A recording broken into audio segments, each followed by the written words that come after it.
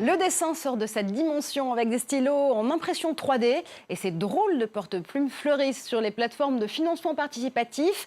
Après 3D Doodler, la sensation du moment s'appelle Polyès. Guillaume, ça donne quoi? Est-ce qu'on a l'impression de dessiner un peu dans l'air? Oui, alors j'ai trouvé un petit peu ce gadget, j'ai découvert à une Maker Faire. Vous savez, ce sont ces petites foires où il y a les bidouilleurs qui essayent toute une sorte de nouvelles innovations. Et on a souvent parlé d'impression 3D ici, Marjorie, mais on avait toujours du mal à la représenter de manière extrêmement rapide. Alors avec ce stylo va nous permettre de créer des petites formes. Alors c'est très basique, hein, c'est vraiment ludique. En direct, je vais vous le montrer. Alors, en fait, vous avez mis une cartouche d'encre, j'ai volontairement laissé des cartouches d'encre ici, à l'intérieur du stylo que vous avez démonté. Et ensuite, vous allez pousser cette cartouche. Et ce qui est intéressant, c'est que les matières, alors il y a du plastique, il y a des choses un peu compliquées, hein, comme l'acide polyactique, eh bien, elles vont, au contact de l'air, se solidifier. Et vous allez pouvoir créer des choses. Alors, je ne suis pas encore un grand artiste, Marjorie, vous le voyez. Mais vous pouvez le devenir, j'en suis certaine. Voilà, de ce genre de stylo. Il y a le 3D Doodler, mais il y a également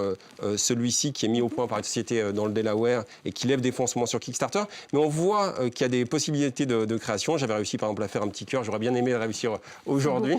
Mais ce qui est intéressant, Marjorie, c'est que toutes ces créations, en fait, je vais quand même continuer à écrire. Eh bien, vous allez pouvoir, elles vont avoir une seconde vie sur une plateforme comme Etsy. C'est une plateforme où on va avoir des choses que les gens créent eux-mêmes. C'est une vraie tendance. On le voit par exemple à travers des chaussures. Moi, j'ai vu des chaussures assez rigolotes. Et là, c'est très ludique. Il faut juste faire attention quand des enfants s'en servent. Hein, ça, je m'en suis aperçu.